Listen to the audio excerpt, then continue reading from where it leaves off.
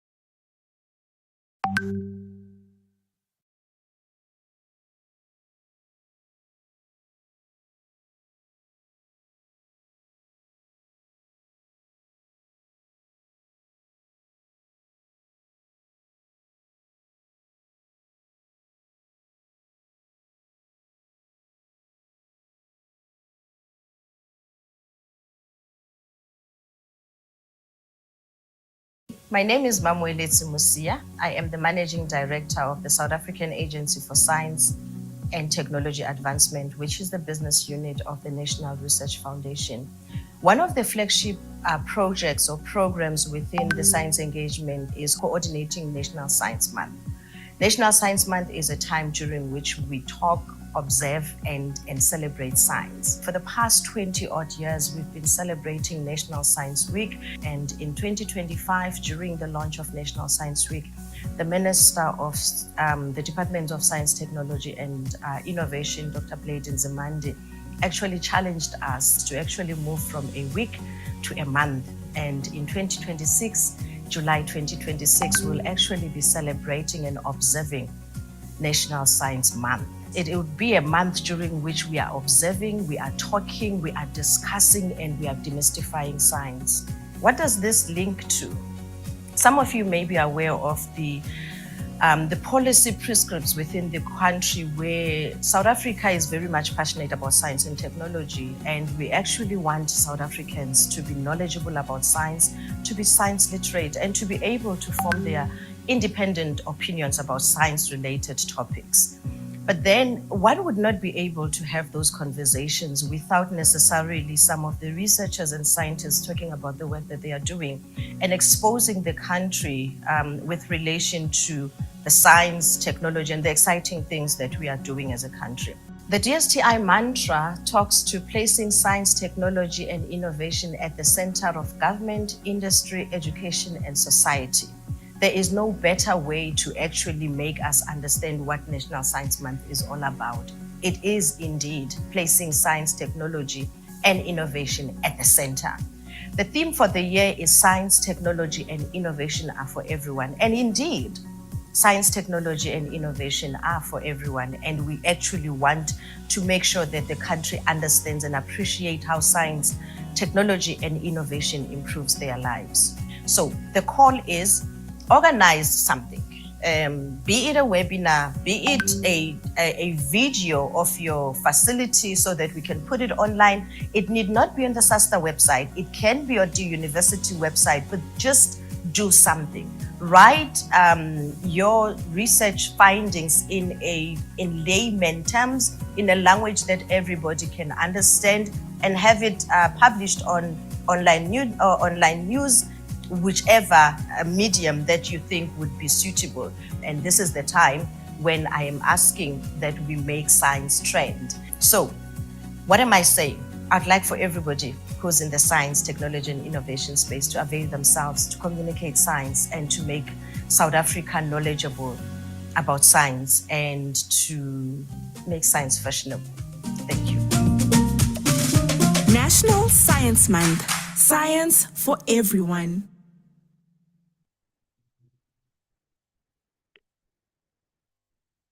Ladies and gentlemen, good morning. We are welcoming you to our second webinar in our National Science Month series on technology and innovation. My name is Lynette Kameneth from the National Research Foundation, SASTA, and I'll be your facilitator today. So as you could see from that video, we are really excited to be rolling out the first ever National Science Month in South Africa. When we were creating the hype around National Science Month, we were so overwhelmed with the number of science and research professionals that have actually stepped up to participate. So they've taken the call from our MD, Dr. Musia, and they have run with it. So there are events and activities happening all around the country in this month of July, and we are really excited to be able to bring you part 2 of our series on technology and innovation. So yesterday we did our first webinar in the series, and we heard how the rise of digital technology is outpacing the regulations and the laws that are meant to ensure that technology can be implemented safely and without having any negative impacts on our society. So if you missed yesterday's session, you can catch up on it on our YouTube channel. That's the NRF SASTA YouTube channel, where we were streaming live yesterday. We also heard yesterday that it's not just the laws that are not keeping up with the trends in technology, but it's also the architecture of some of these digital technologies that are becoming problematic, especially on social media. So there basically needs to be more policing on how, because what we heard yesterday was that the behavior of especially our children and our youth is being changed by the way the technologies are set up. So today I'm happy to say that in true part 2 style, our topic links directly with the discussions that we had yesterday. We have a young research professional with us, Mr. Makungu Kubai, and he's going to be unpacking for us the importance of, and I'm going to use his exact title, a security-first architecture on social media and the internet to mitigate cyberbullying and its effects on tertiary students. So as you can see, that directly links in with our discussions on technology and innovation, and it brings you the more practical side of things. Whereas yesterday we learned more about the regulations and the legal side of things, today we're going to get to grips with how is the architecture of social media and the internet affecting us, especially the effect on our tertiary students. So we would like to encourage you, post your questions on the platform, and whether you're joining on Zoom or on YouTube on the live stream, we'll stop at the end of the presentation and explore as many questions as we have time for. So also just some housekeeping for those guests that are joining us on Zoom. We are requesting you to please keep your microphones on mute and your video switched off so that we are not disrupting our speaker during the presentation. So please help me to welcome Mr. Makungu Kubai. He is an information technology professional, a researcher and an innovator. He serves as a desktop technician specialist at the University of Johannesburg, or UJ as we know it. Is the lead in 4IR innovation and e-government at the Local Government Research Institute in partnership with the City of Johannesburg. So Makungu holds a master's degree in information technology management, and he is currently pursuing his PhD in information and knowledge management. His research interests include cyberbullying, cybersecurity, digital governance, smart cities, and digital transformation. So he is a peer-reviewed researcher. He's already had an article titled "The Impact of Cyberbullying: Perspectives from Tertiary Youth," which basically explores the effects of cyberbullying among university students. And his most recent paper on digital negligence, internet usage, social media, and cyberbullying has also now already been accepted for publication. Makungu is passionate about leveraging the technology and innovation to solve real-world challenges. And this is what he's here to talk to us about today. So over to you, Makunga. Platform is yours. You can start your slides, and then you can share your insights with us.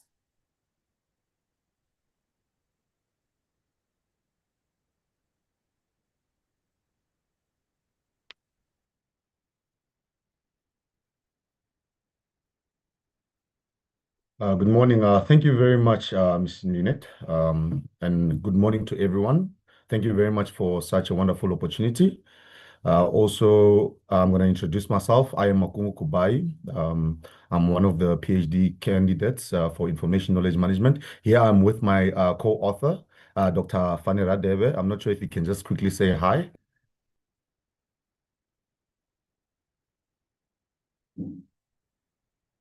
Okay, seems like okay, might not be able to communicate. Thank you very much. Can I please have a thumbs up if you can hear me?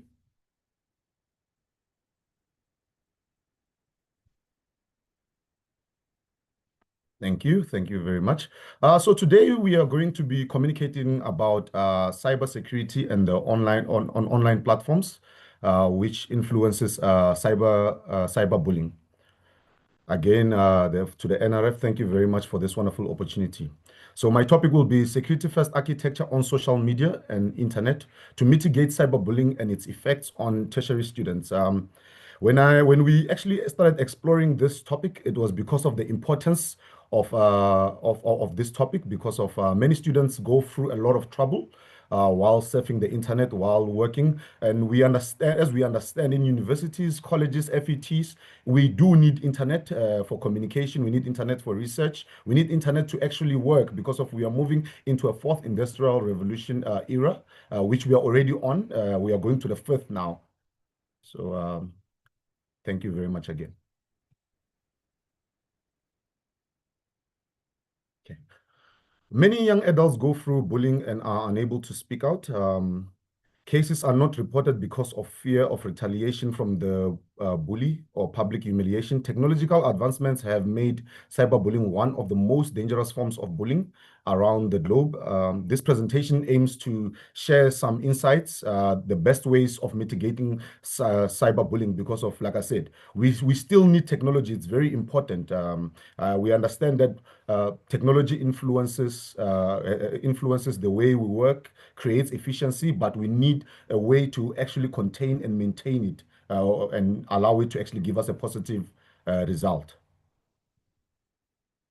The empirical findings on the research that I did prior, the analysis were based and gathered through a questionnaire designed by the researcher. In this study, 9 items explored the study constructs, including the impact of ICT on cyberbullying, victims of cyberbullying, effects of cyberbullying, cyberbullies, causes of cyberbullying, and influences of being bullied.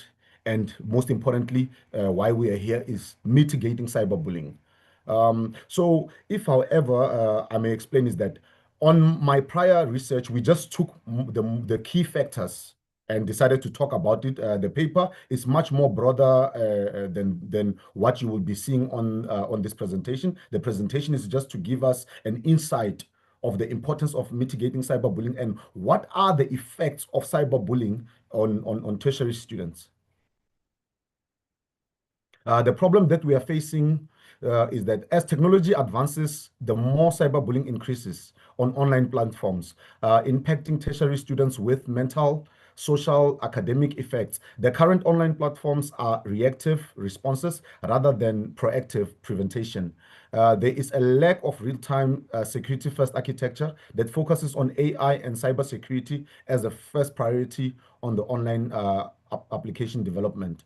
So we see the kind of effects which, as we actually continue on the paper, we'll see the effects. We will see what is meant by security-first architecture because of this is an important key factor, security-first architecture. As we continue, you shall see. What is bullying? Bullying is a societal problem involving harming others intentionally and the display of power and dominance. The phenomenon can be a social relationship problem that keeps repeating itself. And I've cited the author. Traditional bullying. So we know that there is traditional bullying and there is cyberbullying, which traditional has to speak about the bullying which occurs physically, and cyberbullying speaks about online bullying. The term traditional bullying is expressed as a form of aggression or intentional harm to others, to other individuals or a group. It can be carried out through verbal or physical abuse. Cyberbullying is defined in many ways, which one of them is the target of an individual using technological platforms with an aim to harm or humiliate them.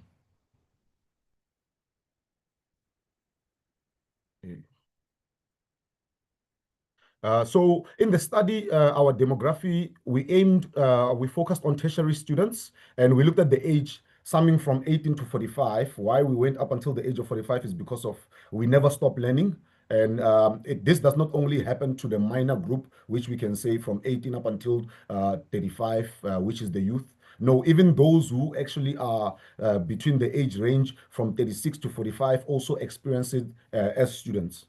So on the study, we looked at 350 questionnaires which were distributed, 289 responses returned valid, and 61 were discarded because of they were not filled in fully.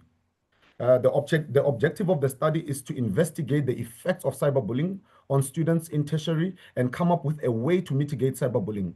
Finding tools to help with cyberbullying mitigation. According to Granham and Cohen, 2021, there is an urgent need to investigate the effects and causes of cyberbullying among adults at tertiary level. I believe when Granham expressed this statement, it is because of he understood that, yes, we are aware that cyberbullying is there on technological platforms, but what is it that is being done to help those who are suffering under the oppression of cyberbullying? So as you can see on table 1, you see the correlation of 5 constructs or variables. We looked at types of attacks, commonly used applications, social media, online privacy, and cyberbullying. Table 1 indicates a significant negative correlation between cyberbullying and online privacy with a core branch of 0 to .509, which suggests an improved online privacy. Derives a lower probability of getting cyberbullied. So what is explained here is that if, however, one is online privacy driven, there will be a lower possibility of the bully. There will be a decrease in cyberbullying. The use of social media platforms shows a positive correlation with cyberbullying sitting at 0.69, explaining that the more social media is used, the higher the occurrences of cyberbullying. Like it was explained, we still need these technological infrastructures or architectures or applications, but we need to find a way to mitigate it because of, as you can see here, the agreement between cyberbullying and online applications such as WhatsApp, Facebook, even the internet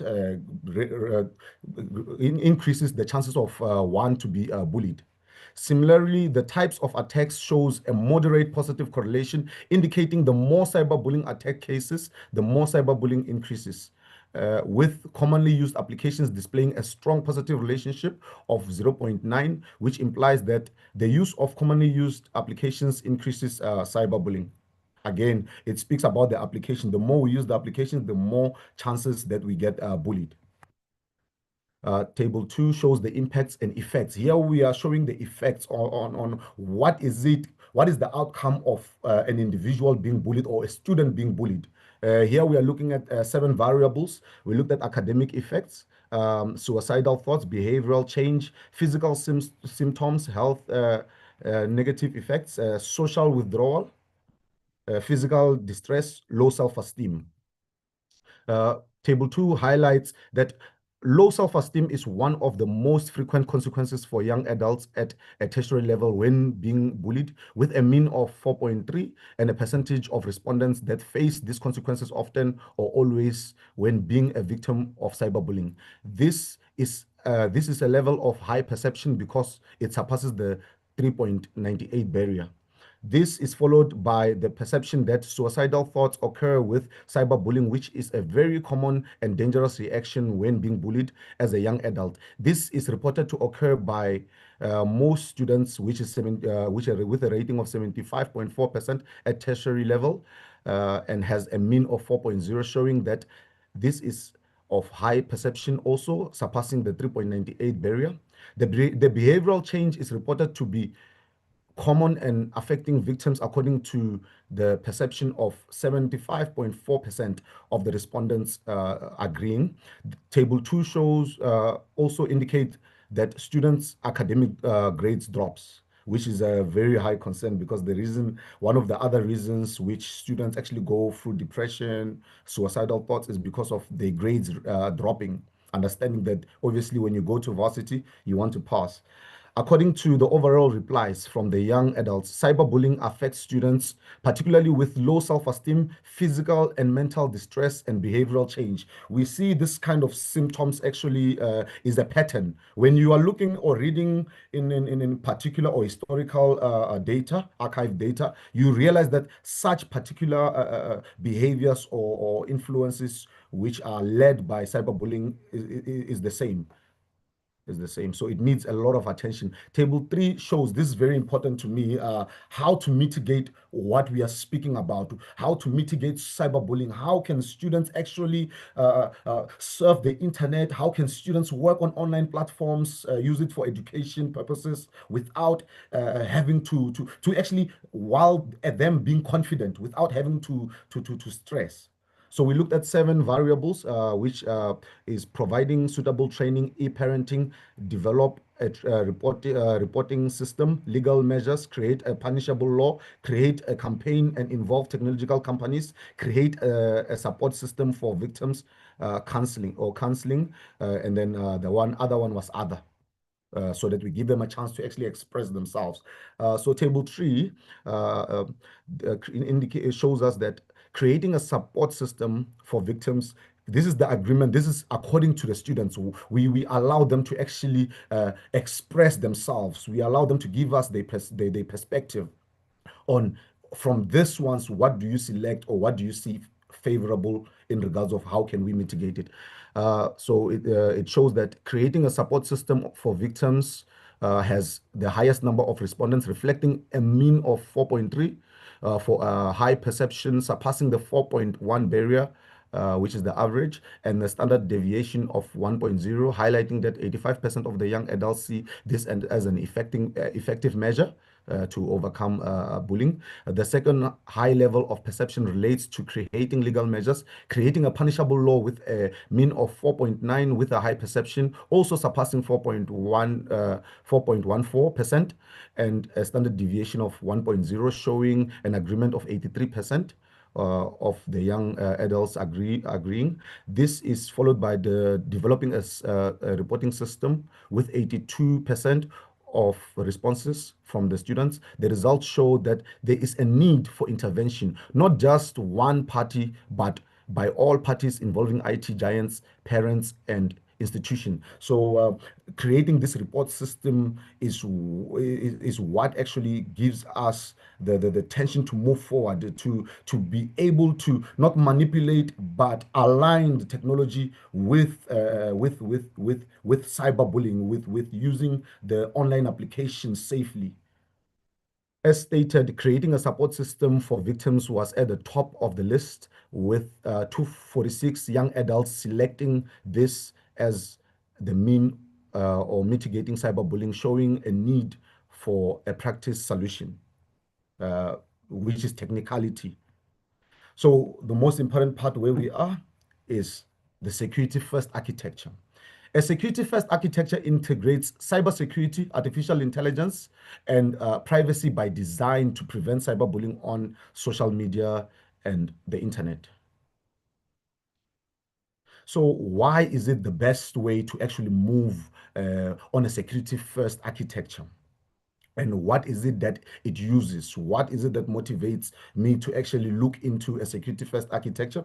Is that AI systems continuously monitor text, images, video, and user behavior to detect harmful or abusive content in real time. This is where we speak about the reactive and proactive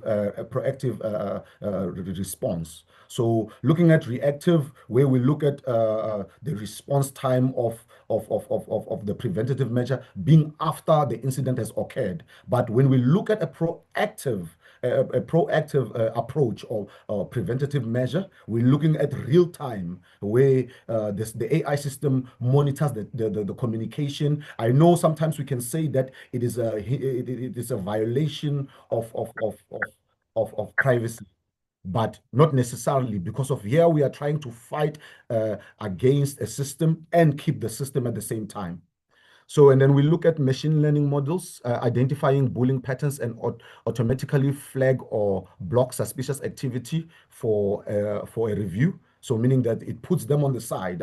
I've seen Facebook actually implementing such a measure whereby the machine learning actually auto detects and says, no, you are put on a review.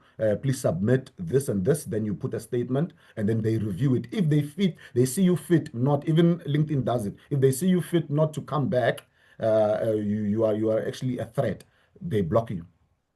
So user reporting tools identify verification, encryption, and behavioral tracking, helping reduce fake accounts and repeating offenders. Here we are looking at a system which is detecting the behavior of the person. It looks at the texts also and assesses it and analyzes it and looks at how this person is behaving on social media and puts them on suspension. The system combines proactive detection and rapid response to create a safer online environment and reduces cyberbullying impact. So this is what we are looking to do. We need a proactive system. That's why we want a security first architecture. To be actually in each and every development, whoever creates an application, whether be it social media, whether be it a company application, the first approach should be a privacy by design architecture, which is looking at a security first architecture where before creating all of the other elements, they start with the security. Several intervention tools have been developed to help mitigate cyberbullying. These are some of the, you'll see on my paper, I will share the link. Some of the applications that we have notified were found online. It was not many, but I mean, the reason why we are having such intervention sessions is for us to actually look at the way forward. So we looked at Bullstop. Is one of the AI detection systems or prevention of cyberbullying, which was developed using machine learning to prevent or mitigate cyberbullying. And we looked at Crypt Symantec technology, Crypt Virtual Coach, and using artificial intelligence language detector to combat cyberbullying. So Bullstop is looking at also the language, as well as Crypt Symantec also looks at the behavior, using a machine learning MLP to actually detect what kind of language are you using online so that they can actually prevent or mitigate. I know we cannot completely stop cyberbullying, but we can mitigate cyberbullying. Okay, why security first architecture? I've explained most of it, but it protects the students from real-time harm and abusive cyberbullying attacks. It enables early detection before the cyberbully attack escalates. It promotes a safer digital environment, promoting responsible online behavior, compliance and law-regulated surfing, building trust and reliability, giving confidence to the students when surfing, when using digital platforms. So when we look at all of this on the main paper, you can see where we are involving the IT giants, we're involving the law, we are involving also the educators. So here it's actually explaining such capabilities to say, if we invite all of these parties together, the IT side is looking at the security first architecture, the education side is looking with the law together, is looking at a punishable law approach. So, and then we sat down and came up with a traditional method of creating awareness. It is crucial for us to also look at a traditional method. This is a way of educating the students about cyberbullying. So below is a free online course that can cater for students in higher education to self-study on their own time and must be completed by the end of the year. I mean, I believe all universities, FET colleges should implement such a traditional method to give a certification to the students for completing this online qualification. We suggested it to be an NQF level 5. We could have made it a 4, but we wanted to have value. We are putting NQF level 5 to put a certain value upon it, so that people can understand this is entry level. It is mandatory. It is important that one knows about this. So the subjects that we say that if, however, it was to be implemented, this is what the syllabus or the course should have. So we looked at how to identify theft and cyber attacks, managing privacy settings, how to safely browse the internet, controlling cookies, metadata, location, and histories, and also most importantly, teach them about online privacy. The paper which has just been accepted now, I'm speaking about mostly online privacy, digital footprints which we are leaving on online platforms, because of a lot of students, and not only students, even those who are educators at particular times, we are not necessarily knowledgeable about online privacy, which is digital footprints, where we are surfing the internet, sharing personal data. It is a leverage to the cyberbully. But if we know how to say to actually safely surf and also be able, sorry, I'm looking at the time also, safely surf the internet, know how to clear our tracks, which is the digital footprints, know how to control our metadata, knowing how to clear our location, also our historical data, then at least now we have a traditional method which will actually help in mitigating cyberbullying. The conclusion is that the more social media usage by students, the more cyberbullying incidents, which affects the psychological, physical, and academic well-being of the respondents. There is a lack of proper training on online privacy or digital footprints, as indicated by the negative agreement between cyberbullying and online privacy. Too much metadata or historical data left online and sharing of personal information. Development of the current application focuses more on a reactive than a proactive real-time solution and prevention. Thank you.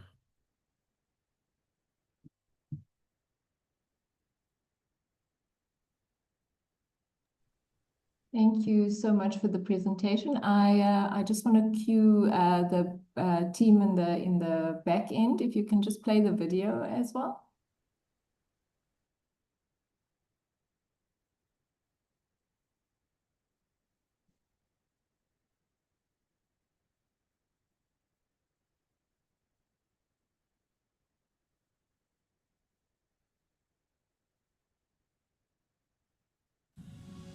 Dumelang, Sanibonani, Molweni, fellow South Africans. Science does not belong only to laboratories, universities, or government departments.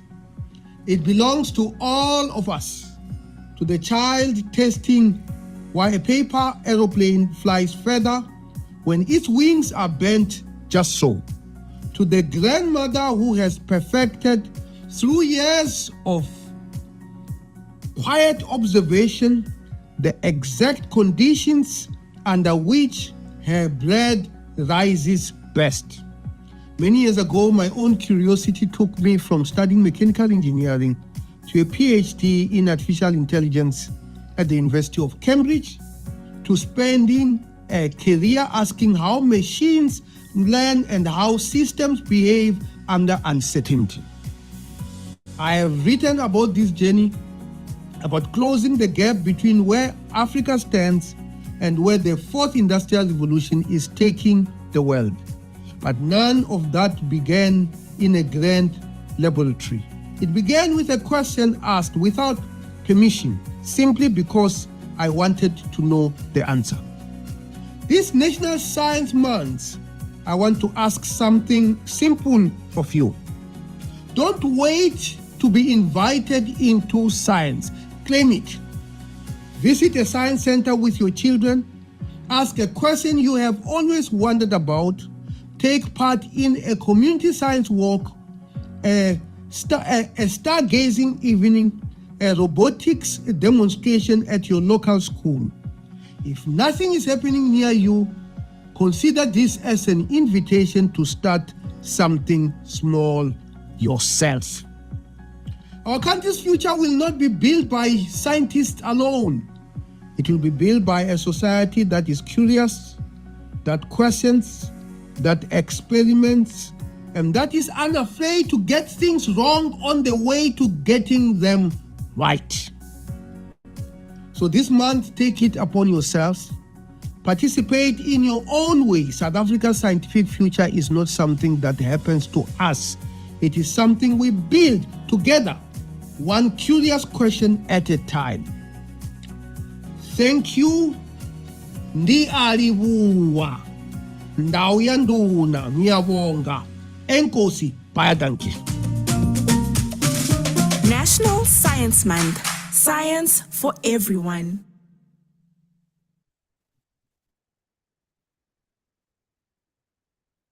There you have it, ladies and gentlemen. We were just encouraged to ask the questions about science. So we are going to go into our Q&A session now, where we are going to ask our presenter to respond to your questions. So I'm just encouraging again, if you can drop questions into the chat, either on Zoom or if you're listening on YouTube, please let us know what your questions are. The questions are how we get to the answers. Because we don't have any questions currently, I'm going to have a bit of a discussion with our presenter. I think, let me ask you as well. So you've spoken about a security first architecture. How do you think that we should hold the owners of these platforms accountable? Yesterday's presenter was also talking about, you know, the emphasis of our regulations and our laws shouldn't be so much on policing the platforms. It should be for the platforms themselves to be held accountable. So, I mean, how do we make sure, because your research is very clear on what is needed, but how do we start holding them accountable to actually put this type of security first architecture in place? Thank you very much, Ms. Lynette. So according to me, I'm not sure, maybe I'm another kind of breed, but I don't think we could, the word holding them accountable would work for me. I would say that how can we work better with them, engage better with them, mostly as not necessarily as academic, but also as a community to say, okay, what is the best approach? We give them a question which we answer to say, okay, what is the best approach to actually mitigate such instances? Because of surely we do need technology in our each and everyday life. Yes, today we are speaking about in an academic environment, but globally it is happening. So what is it best that we can approach? And then we tell them, we say, according to our research, remember, application developers are not researchers. They are simply technological or technical people, right? But us as researchers, we have the insights. We have the insights of how can we give them advice in regards of how can they go forward. So we give them the results in our research and say, can this be done? Surely we did do the background check to say yes, it can be done, but we say, can this be done? So our approach should be in such an instance. And then if, however, we come up with our research and say, this is with our results, this is what we have found, can you please help us, or can we work together to actually implement a security-first architecture? Thank you. Okay, great. I see also Dr. Khadebe is with us on the platform, and Makunga is under the guidance of Dr. Khadebe. So I'm assuming, Dr. Khadebe, you also would like to jump in on that question. You can unmute yourself and then you can jump in. Thank you, Leonette. Good morning to the broader South African. Indeed, how do we hold the application developers or the social media developers accountable? It also boils back to the responsibility of the community, because as Mr. Makungu indicated, the developers usually look at the benefits and later on catch up with the effects of the available resources.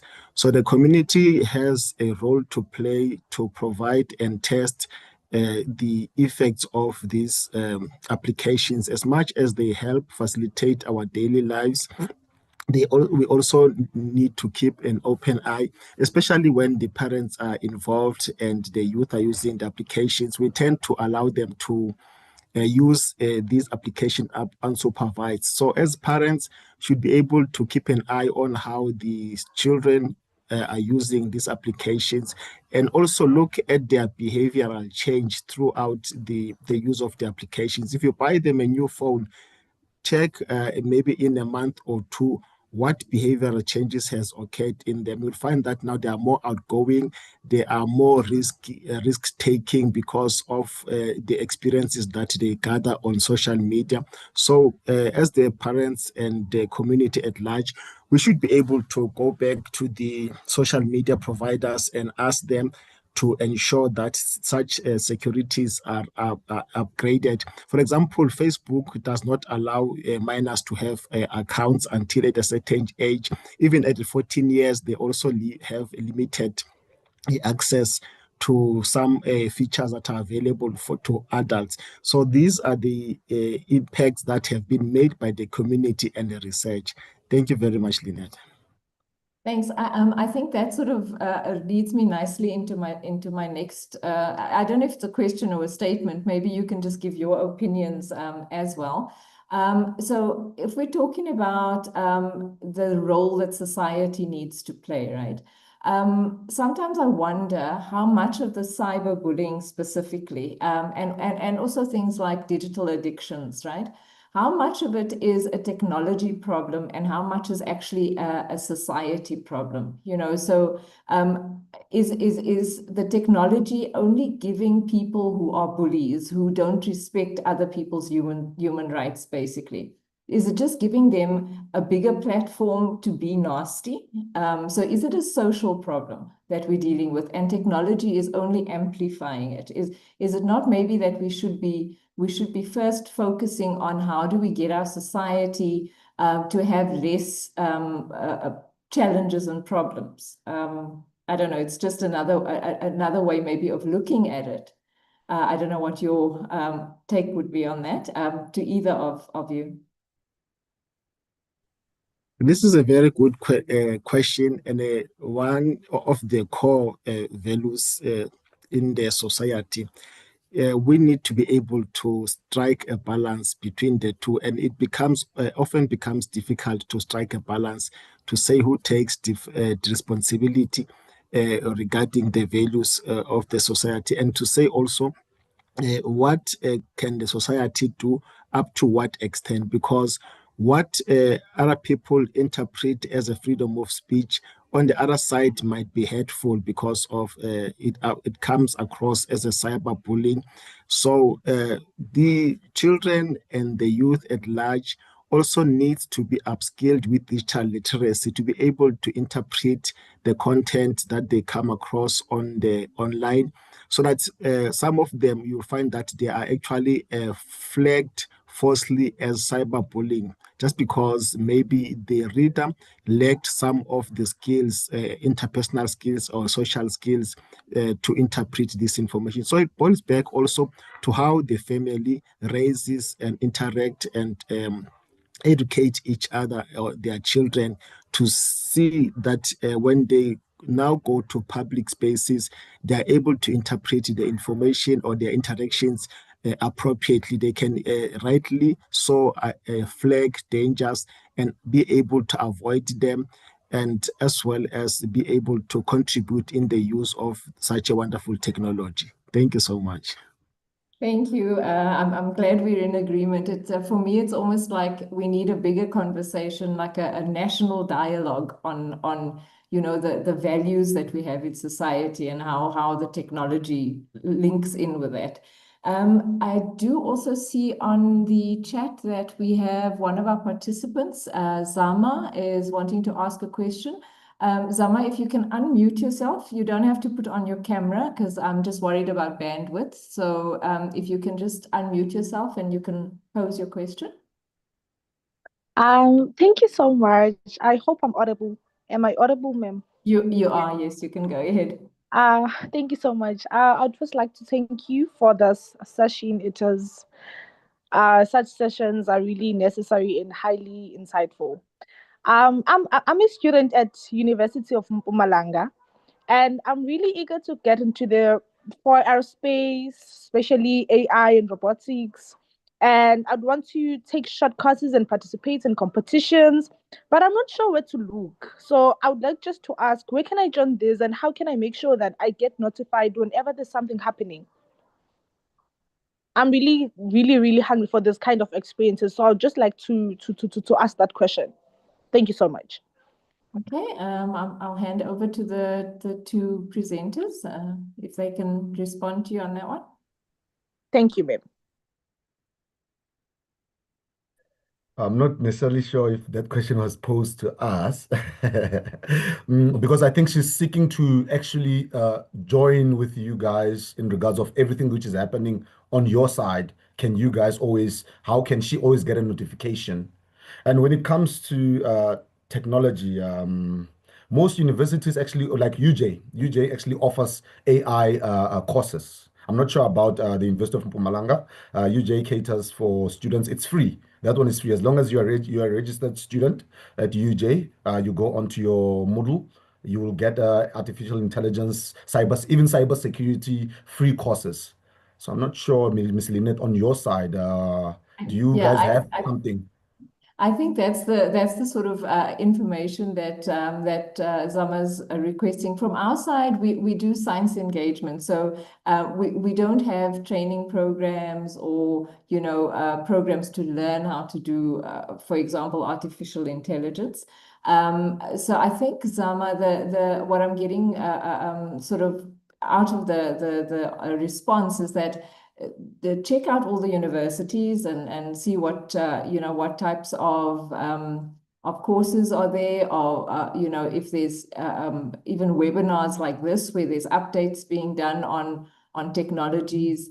I think that would be your best bet. I'm not aware of anything where you could have like a one-stop shop where you can go and find everything that is available, or information on new technologies that are coming out and training on new technologies. So I think it's maybe a case of you would have to just look at universities, look at if there are maybe private companies that are hosting training or anything like that. So I hope you answered. But from our side at NRF SASTA, it's not within our mandate of what we do. So yeah. I'm not seeing any other questions, but what I wanted to maybe ask as well is you mentioned, Makungu, in your presentation, 5IR. So I've never heard of 5IR, and I'm quite interested. How is it going to be different from 4IR?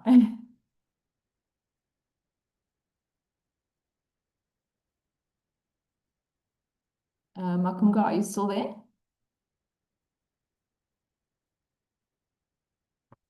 Okay, thank you very much. So basically, I am writing about 5IR, the movement of on the current paper that we are about to publish with Dr. Radebe. We are writing about 5IR. We are actually moving. There is the transition from purely driven technology and automation to human-centric model. So it's more of whereby we look at AI is more technology driven, but now this one is going to be human centric. So it's technology and AI. So it's the one where they're implanting things into people. Is No, it that? not at all, not at all, not at all, Oh, not at not all. that. Okay. No, no. Okay, it sounds interesting because I think if the human is the user, then the Mm. technology should be It's the human. it's the collaboration between human and artificial intelligence because of 4IR was more data driven, technologically driven, but now because also we look at the emphasis of saying uh, technology is taking human jobs, but technology will always need a human touch. Mhm. So now they are focusing on a model which is more human and technology driven, where Okay. we are engaging with technology more, so that they are. All right. Okay. Yeah. That sounds interesting. I wish I I will could look out explain for. more, because there's the black box whereby it speaks of, let's say, for instance, in cybersecurity, black box whereby technology detects, right? Detects Right. the hack. It detects the hack, but does not necessarily give deep insights of how the hack happened. You get me? Like how the company systems were hacked. It doesn't give full insights. So what does it need? It needs a human intervention so that we can Mm. basically understand where did it start, because of what it does. Basically, it says, I've detected a threat, I've stopped the threat. But where does the threat come from? How can we prepare for the threat next time? You get me? Right. So now that Right. part is for the human to say, okay, we've seen it, I've analyzed the data, the threat, AI detected it and stopped it, but now I want to investigate where does it come from. Okay. All right. That's very interesting. I think, even those of us like my generation, the born before technology generation, we better catch up quickly enough with 4IR so that we can get ready for 5IR. But it's an exciting and interesting field. And I think your research as well is critical because it's the impacts that we need to worry about. Everybody can see technology can do amazing things. It can benefit society, our communities. It can solve our challenges, but we just have to, and I want to go back to what I said earlier about more of a sort of inclusive discussions on these sorts of things so that we mitigate where we can using technology, but I think people should be at the center as well. So we don't have any other questions on the chat that I can see. I'm going to close off by just thanking our presenter and also the support that we got from Dr. Radebe in terms of the questions, and keep on doing the good work because the questions you're asking are critical. The impacts that technology has is becoming, in some cases, quite scary. So I think you've been doing great work, and good luck with the PhD. And thank you very much for your time today. Also to our guests, to everybody who's joined us, thank you very much for taking the time. If there are any other questions you might think of afterwards, you are welcome to also go to our website, our NRF SASTA website. It's www.sasta.ac.za.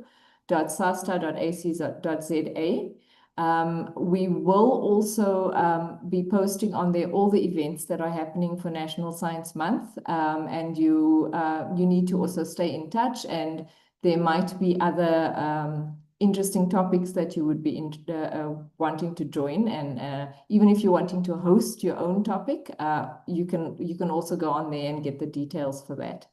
Also, just before we close, I want to just remind everybody we have another webinar this afternoon where Dr. Khadebe is actually going to be our presenter, and we're specifically going to go into empowering our communities, especially our parents, in terms of the digital impact and creating digital resilience in our children. So look out for that. This afternoon starts at 2 o'clock.